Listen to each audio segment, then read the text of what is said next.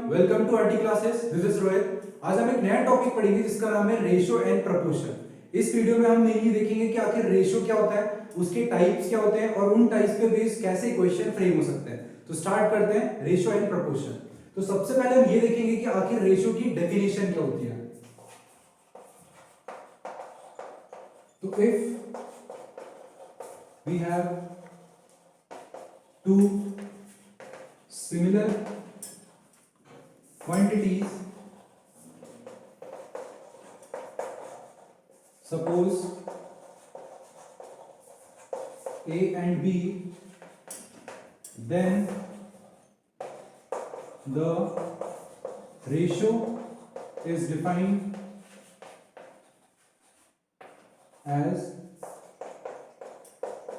A is to B। ठीक है, इसे इसे कैसे रिप्रेजेंट करा जाता है या फिर कैसे बोला जाता है, A is to B और A upon B। A upon B इस सिंबल को हम कन्वर्ट करके फ्रैक्शन के फॉर्म में भी लिख सकते हैं। ठीक है, तो आखिर रेशियो की डेफिनेशन क्या होती है। If we have two similar quantities, suppose A and B, हमारे पास दो सिमिलर क्वांटिटीज हैं, हमने सपोज करा A और एक दूसरी को क्या सपोज करा B, तो उसका जो रेशियो का फॉर्म हम लिखेंगे, उन दोनों क्वांटिटीज को रेशियो के फॉर्मेट में अगर लिखना चाहेंगे तो उनका जो रेशियो होगा वो कैसे लिखा जाता है, A is to B या फिर A upon B। दोनों ही जो टर्म्स या एक्सप्रेशन लिखे दोनों के दोनों रेशियो को ही रिप्रेजेंट करते हैं। ठीक है, तो हम इसको एक एग्जांपल से समझेंगे कि आखिर रेशियो होता क्या है, रियल लाइफ में आखिर रेशियो कैसे लिखा जाता है, कैसे समझा जाता है। ठीक है,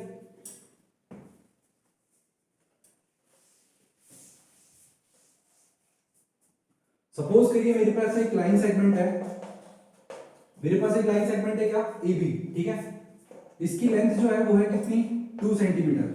कितनी लेंथ है इसकी, 2 सेंटीमीटर। एक और लाइन सपोज करिए सी डी। ठीक है, इसकी लेंथ कितनी है, इसकी लेंथ है 3 सेंटीमीटर। अब हमसे ये पूछा जाए कि ये एक लाइन सेगमेंट थी और ये एक सी डी लाइन सेगमेंट थी, ए बी और C D.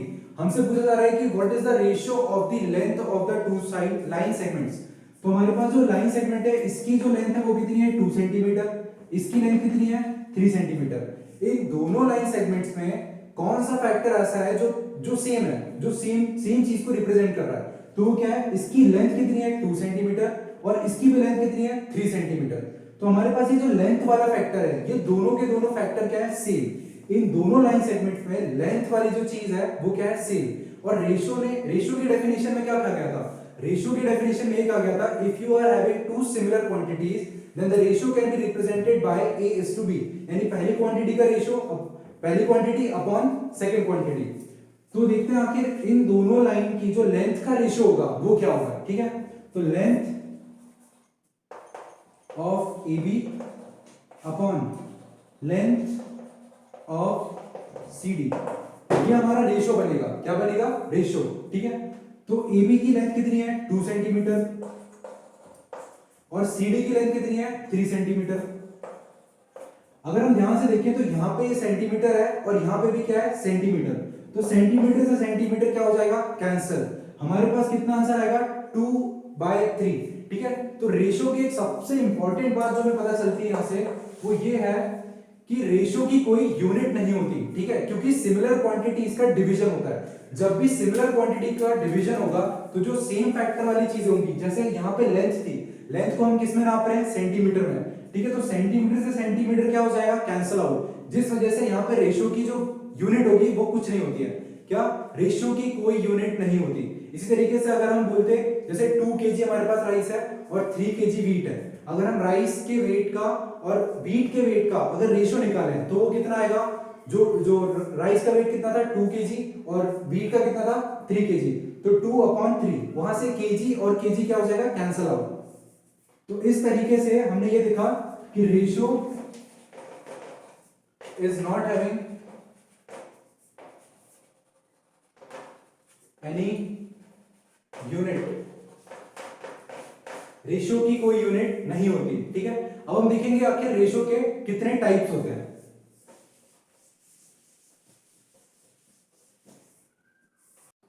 Types of ratio. अब हम ये देखेंगे कि आखिर रेशियो के कितने टाइप्स होते हैं। मेनली यहाँ पे रेशियो के 4 टाइप्स होते हैं, तो एक एक करके हम देखेंगे कि आखिर कितने टाइप्स हैं। तो सबसे पहले आते हैं हम रेशियो के सिंपलेस्ट रिप्रेजेंटेशन पे, कि अगर हमें कोई रेशियो गिवन है तो उससे हम कितने टाइप के रेशियो को फॉर्म कर सकते हैं या फिर बना सकते हैं। ठीक है, तो आते हैं सबसे फर्स्ट वाले रेशियो पे, तो वो होता है डुप्लीकेट रेशियो। डुप्लीकेट रेशियो, जैसा कि नाम से ही समझ में आ रहा है डुप्लीकेट, यहां पे हमें ये नहीं करना है कि उसका डबल कर देना है या फिर डुप्लीकेट बनाना है, ऐसा नहीं है। हमें सिर्फ क्या करना है, हमें जो मेन रेशियो गिवन है, हमारा मेन रेशियो क्या है, A:B, तो यहां पे A सिंगल क्वांटिटी में लिखा हुआ है, इसकी क्वांटिटी को हमें दो बार मल्टीप्लाई कर देना है। ठीक है, तो A²:B², अगर हम फर्स्ट क्वांटिटी का स्क्वायर कर दें और फिर सेकेंड क्वांटिटी का स्क्वायर कर दें, तो उससे जो नया रेशियो जनरेट होकर आएगा वो हमारा कौन सा रेशियो कहलाएगा, डुप्लीकेट रेशियो। ठीक है, नेक्स्ट रेशियो है triplicate ratio. Triplicate ratio, triplicate ratio भी बिल्कुल सेम है, जैसे कि यहाँ पे ट्रिप यानी 3 टाइम्स, तो यहाँ पे जो मल्टीप्लीकेशन हुआ था वो कितने टाइम्स हुआ था, 2 टाइम्स, इस वजह से कौन सा रेशियो था, डुप्लीकेट रेशियो। अब हम ट्रिप्लीकेट रेशियो देखेंगे, तो अगर हमने इसका क्यूब कर दिया और सेकेंड क्वांटिटी का भी क्या कर दिया, क्यूब, तो जो नया रेशियो जनरेट होकर आएगा उस रेशियो का नाम क्या होता है, ट्रिप्लीकेट रेशियो। ठीक है, अब आते हैं नेक्स्ट टाइप के रेशियो पे, सब डुप्लीकेट रेशियो। आखिर सब डुप्लीकेट रेशियो क्या होता है, तो सब डुप्लीकेट रेशियो कुछ नहीं है, हमारी जो पावर्स थी, यहां पे पावर कितनी थी, 2, इसका हमें जस्ट क्या करना है, इनवर्स यानी 1 अपॉन में रेसिप्रोकल करके लिख देना है। तो हमारी जो फर्स्ट क्वांटिटी वो क्या थी, A, इसकी पावर 1/2, यहां पे 2 था, डुप्लीकेट में कौन सी पावर थी, 2, तो हमें सब डुप्लीकेट में क्या करना है, 1/2 is to B⁻², यानी फर्स्ट क्वांटिटी का रूट, एक तरीके से हम इसे क्या कह सकते हैं, रूट, क्योंकि हमने पावर्स और एक्सपोनेंट में ये पढ़ा है कि अगर किसी बेस के ऊपर पावर 1/2 है तो वो डेफिनेटली किसको रिप्रेजेंट कर रहा होता है, अंडर रूट को रिप्रेजेंट कर रहा होता है। ठीक है, तो हम कह सकते हैं फर्स्ट क्वांटिटी का रूट और सेकेंड क्वांटिटी का रूट, और उससे जो रेशियो जनरेट होकर आएगा वो हमारा कौन सा रेशियो कहलाएगा, सब डुप्लीकेट रेशियो। ठीक है, तो यहां पे होती है A⁻1/2 is to B⁻1/2, simply 1/2 represent क्या करता है, 1/2 जो पावर होती है वो रिप्रेजेंट करती है स्क्वायर रूट को। ठीक है, ये हमें याद रखना है। नेक्स्ट आते हैं फोर्थ टाइप के रेशियो पे, तो जो फोर्थ टाइप का रेशियो होता है वो होता है सब ट्रिप्लीकेट रेशियो। सब ट्रिप्लीकेट रेशियो, तो सब ट्रिप्लीकेट रेशियो भी बिल्कुल सेम है जैसे कि ट्रिप्लीकेट रेशियो होता है। ट्रिप्लीकेट रेशियो क्या था, ट्रिप्लीकेट रेशियो में जो पावर होती है वो कितनी होती है, 3। तो अगर हमें इसे सब ट्रिप्लीकेट रेशियो में कन्वर्ट करना है तो हम इसे लिखेंगे 1 अपॉन में। ठीक है, तो A⁻1/3 is to B⁻1/3, इस तरीके से हम सब ट्रिप्लीकेट रेशियो कैलकुलेट कर सकते हैं। अब पावर्स और एक्सपोनेंट में हमने एक और चीज पढ़ी थी कि अगर किसी बेस पे पावर 1/3 हो जाती है तो वो उसको क्या रिप्रेजेंट कर रहा होता है, वो रिप्रेजेंट कर रहा होता है क्यूब रूट को। किसको, क्यूब रूट को। तो अगर हमने फर्स्ट क्वांटिटी का क्यूब रूट कैलकुलेट किया और दूसरी क्वांटिटी का भी क्यूब रूट कैलकुलेट किया और उन दोनों का रेशियो लिया, तो उससे जो रेशियो जनरेट होकर आएगा वो कौन सा रेशियो कहलाएगा, सब ट्रिप्लीकेट रेशियो। ठीक है, आई होप कि आप लोगों को चारों टाइप के रेशियो बहुत अच्छे समझ में आए होंगे। पहला वाला होता है डुप्लीकेट, फिर होता है ट्रिप्लीकेट, फिर होता है सब डुप्लीकेट और फिर होता है सब ट्रिप्लीकेट रेशियो। ठीक है, अब हम देखते हैं आखिर कंपाउंड रेशियो क्या होता है। अब हम आते हैं कंपाउंड रेशियो पे। कंपाउंड रेशियो, जैसे कि वर्ड से समझ में आ रहा है कंपाउंड, कंपाउंड का मतलब क्या होता है, एक एग्जांपल से समझते हैं। सपोज करिए आपके पास इसमें एक बीकर है, इस बीकर में क्या है, वाटर, और एक और बीकर है जिसमें है शुगर। ये एक क्वांटिटी है और ये दूसरी क्वांटिटी है। ठीक है, इन दोनों क्वांटिटीज को यहां पे मैं मल्टीप्लिकेशन का सिंबल लगा रहा हूं जान करके, क्यों, क्योंकि एग्जांपल से अगर आप समझ पाए तो बहुत अच्छे से कंपाउंड रेशियो का जो रिप्रेजेंटेशन होता है उसे समझने में बहुत आसानी होगी। तो सपोज करिए कि एक बीकर में हमारे पास क्या है, वाटर, और एक बीकर में क्या है, शुगर, और इनके बीच में क्या लगा हुआ है, मल्टीप्लिकेशन। ठीक है, तो अगर हमने वाटर और शुगर को दोनों को अगर कंबाइन कर दिया या फिर मिक्स कर दिया, मिक्स वर्ड पे ज्यादा स्ट्रेस दे रहा हूं, मिक्स करने पर हमारा क्या बनेगा, इन दोनों को जैसे ही हम मिक्स करेंगे हमारा बनेगा मिक्सचर। ठीक है, तो कंपाउंड का मतलब क्या होता है, जब एक या दो चीजों को या दो से ज्यादा चीजों को जब एक साथ मिक्स कर दिया जाता है तो हमारे पास क्या जनरेट होता है, एक कंपाउंड बन के आता है। तो अगर हम वाटर और शुगर को मिक्स करें तो हमारे पास कौन सा सॉल्यूशन बनेगा, शुगर सॉल्यूशन। ठीक है, तो इसी को हम क्या कहते हैं, कंपाउंड कहते हैं। तो जब किन्हीं दो क्वांटिटीज का अगर हम मिक्सअप करते हैं तो वो क्या बनाता है, मिक्सचर बनाता है। अब इसको हम कैसे कंपाउंड रेशियो से रिलेट करेंगे, तो बहुत सिंपल है। सपोज करिए हमारे पास एक रेशियो गिवन है A:B, या फिर इसे लिख सकते हैं A/B। ठीक है, हमें एक रेशियो गिवन है पहले से, और हमें एक और रेशियो गिवन है जो कि है C:D, और इसे ये भी लिखा जा सकता है C/D। ठीक है, ये सेकंड टाइप का रेशियो है। अगर हमें कंपाउंड रेशियो बनाना है, ठीक है, अगर हमें कंपाउंड रेशियो बनाना है तो मैंने अभी जस्ट एग्जांपल में समझाया कि हमें दो क्वांटिटीज के बीच में कौन सा सिंबल लगाना है, मल्टीप्लिकेशन का सिंबल। ठीक है, तो हमारे पास कौन सी क्वांटिटी है, A/B, और दूसरा रेशियो क्या है, C/D। तो अगर हमें इसे कंपाउंड रेशियो जनरेट करना है तो वो क्या होगा, A/B simply multiplication with second type of ratio. दूसरा रेशियो क्या था, C/D, तो C/D। इस तरीके से जो हमारा नया रेशियो जनरेट होकर आएगा वो क्या होगा, AC/BD। यही हमारा कंपाउंड रेशियो कहलाता है। तो आई होप कि आप लोगों को कंपाउंड रेशियो भी समझ में आया होगा। अब हम कुछ क्वेश्चंस के थ्रू समझते हैं कि आखिर जो सब ट्रिप्लीकेट, ट्रिप्लीकेट, डुप्लीकेट रेशियो जो थे उनसे रिलेटेड क्वेश्चंस को कैसे सॉल्व किया जाता है। ठीक है, तो स्टार्ट करते हैं। सपोज करिए हमें क्वेश्चन गिवन है A and B are in the ratio 2:3। A and B are in the ratio 2:3। ठीक है, हमें फाइंड करना है डुप्लीकेट रेशियो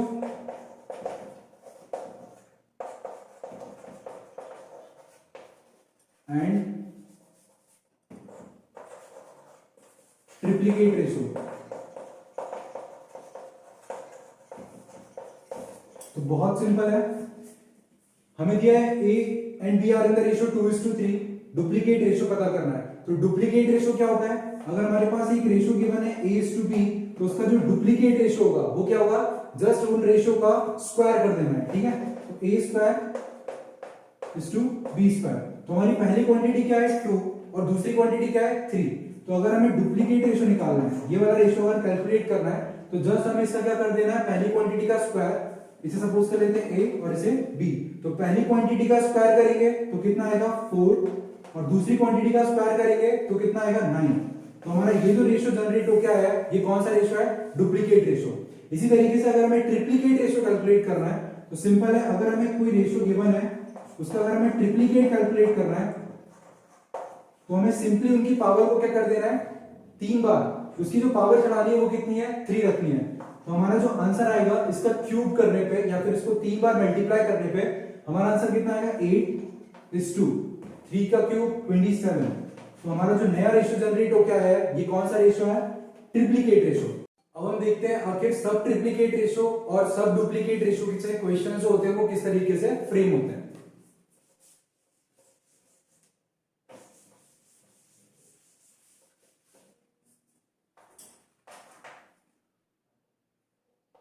A:B हमें दिया हुआ है 64:81। A:B की जो वैल्यू है वो कितनी गिवन है, 64:81। हमें कैलकुलेट करना है इसका सब डुप्लीकेट रेशियो। ठीक है, क्या कैलकुलेट करना है, सब डुप्लीकेट।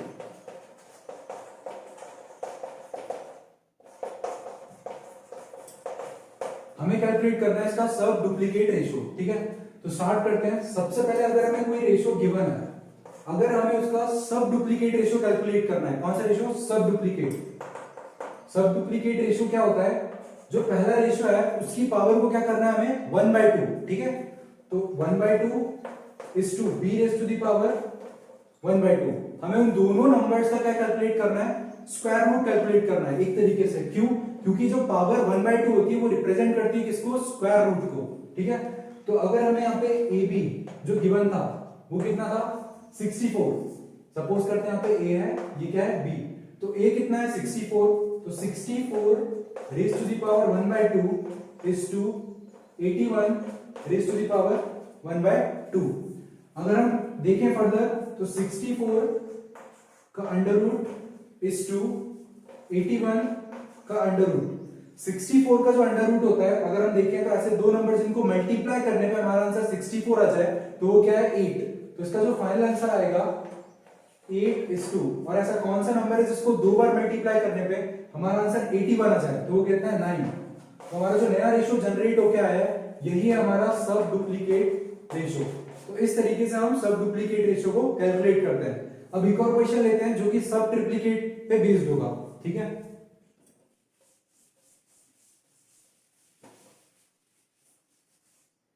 तो सपोज करते हैं ए जो गिवन है वो हमें गिवन है 27 और जो बी है A/B, तो बी की जो वैल्यू है वो कितनी है 8। अब हमें कैलकुलेट करना है सब ट्रिप्लीकेट रेशियो।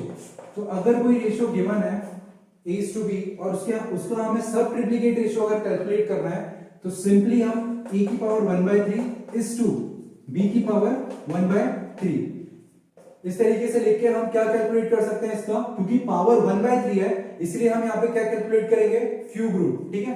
तो a की वैल्यू कितनी है 27 का क्यूब रूट, स्क्वायर रूट में हम यहाँ पे 2 मेंशन नहीं करते हैं, ठीक है, बट क्यूब रूट में यहाँ पे 3 मेंशन करना बहुत ही ज्यादा इंपॉर्टेंट है, ठीक है। वरना अगर आप यहाँ पे 3 मेंशन नहीं करेंगे तो डेफिनेटली किसको रिप्रेजेंट कर रहा होगा, स्क्वायर रूट को ही रिप्रेजेंट कर रहा होगा, इससे फिर क्वेश्चन गलत हो सकता है, ठीक है। और यहाँ पे भी हम क्यूब रूट निकालेंगे किसका 8 का, क्यूब रूट ऑफ 27, ऐसा कोई नंबर जिसको 3 बार मल्टीप्लाई करने पे हमारा आंसर कितना है 27, वो तीनों नंबर क्या होने चाहिए सेम होने चाहिए, ठीक है। तो वो कितना आएगा 3, और ऐसा नंबर जिसको 3 बार मल्टीप्लाई करने पे हमारा आंसर 8 आ जाए तो वो क्या है 2। हमारा जो नया रेशियो जनरेट हो क्या है यही हमारा क्या है सब ट्रिप्लीकेट रेशियो, ठीक है। आई होप कि आप लोगों को सब ट्रिप्लीकेट, डुप्लीकेट और बाकी के जो दो रेशियोज थे वो समझ में आए होंगे। अब हम ये देखेंगे कि एक और इंपॉर्टेंट रूल बच गया है, उसको हमें बहुत अच्छे से याद कर लेना है क्योंकि वो काफी क्वेश्चन को सॉल्व करने में हमारी हेल्प करेगा।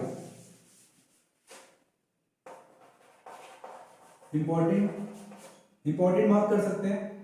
सपोज करिए हमें एक रेशियो गिवन है A/P, क्या हम इसे A/P लिख सकते हैं? बिल्कुल, क्योंकि ये जो रेशियो का सिंबल है ये डिवाइड को भी रिप्रेजेंट करता है, ठीक है, इसलिए हम इसे फ्रैक्शन के फॉर्म में भी लिख सकते हैं। तो ये जो रेशियो था उसे मैंने इस फॉर्म में लिख दिया। उसके बाद अगर मैं इस रेशियो में किसी कांस्टेंट का मल्टीप्लाई करूं, ठीक है, किसी कांस्टेंट का, सपोज करते हैं वो कांस्टेंट है m और नीचे भी उसी कांस्टेंट का मैं मल्टीप्लाई कर रहा हूं, न्यूमरेटर में भी उसी कांस्टेंट का मल्टीप्लाई किया और डिनोमिनेटर में भी उसी कांस्टेंट का मल्टीप्लाई किया, तो ये जो क्वांटिटी होती है वो इस क्वांटिटी के बिल्कुल इक्विवेलेंट होती है। मतलब किसी भी रेशियो में किसी कांस्टेंट का न्यूमरेटर या डिनोमिनेटर में मल्टीप्लिकेशन करने से उस रेशियो में कोई चेंज नहीं आता है, ठीक है। अभी हमने सिर्फ ये देखा है, अब हम इसे प्रूव करेंगे आखिर ऐसा क्यों होता है। तो सपोज करिए मुझे एक रेशियो गिवन था A/B जो कि था 2:3। A/B जो रेशियो था वो किसके फॉर्मेट में गिवन था 2:3 के फॉर्मेट में। अब हमें ये देखना है कि आखिर किसी कांस्टेंट के मल्टीप्लिकेशन पे क्या रेशियो की कोई वैल्यू में चेंज आता है या फिर नहीं। तो क्या हम इसे इस फॉर्मेट में लिख सकते हैं A/B 2/3, ठीक है, बिल्कुल लिख सकते हैं। अब अगर मैं यहां पे इस रेशियो में 2 का मल्टीप्लाई ऊपर और 2 का मल्टीप्लाई नीचे करूं, ये दोनों हमारे क्या है कांस्टेंट, तो इससे कोई फर्क पड़ेगा या फिर नहीं पड़ेगा। तो 2 से कितना होता है 4 और 3 से कितना होता है 6। अगर हम फाइनली देखें तो हमारा फाइनल आंसर क्या आ रहा है 4/6, यानी जो रियल रेशियो होना चाहिए आखिर मल्टीप्लाई करने के बाद, किसी कांस्टेंट के मल्टीप्लिकेशन करने के बाद हमारा जो आंसर आ रहा है वो कितना है 4/6। तो हमारा जो रेशियो बन चुका है वो कितना बन चुका है 4/6, बट ओरिजिनल जो रेशियो था वो कितना था 2/3। तो क्या ये दोनों रेशियो सेम है? देखने में तो ऐसा लग रहा है कि ये दोनों रेशियो सेम नहीं है, क्योंकि यहाँ पे जो वैल्यू है वो कितनी है 2:3 और यहाँ पे जो वैल्यू है वो कितनी है 4:6। बट अगर आप इसे फर्दर कैंसिल करेंगे तो ये दोनों के दोनों 2 के टेबल से कैंसिल हो सकते हैं। तो 2 और ये 3 अल्टीमेटली कैंसिल होने के बाद ये दोनों ही रेशियो क्या आ गए बिल्कुल इक्वल आ गए। इसका मतलब कांस्टेंट के मल्टीप्लिकेशन से हमारे रेशियो में कोई भी चेंज नहीं आता है, तो हम किसी भी कांस्टेंट का न्यूमरेटर या डिनोमिनेटर मल्टीप्लिकेशन कर सकते हैं। यही वो इंपॉर्टेंट रूल है जो हमेशा याद रखना है। आई होप कि आप लोगों को रेशियो वाला पार्ट बहुत अच्छे समझ में आया होगा। अब नेक्स्ट वीडियो में हम देखेंगे आखिर प्रपोर्शन क्या होता है। ठीक है, तो दैट्स ऑल फॉर टुडे, मिलते हैं नेक्स्ट वीडियो में।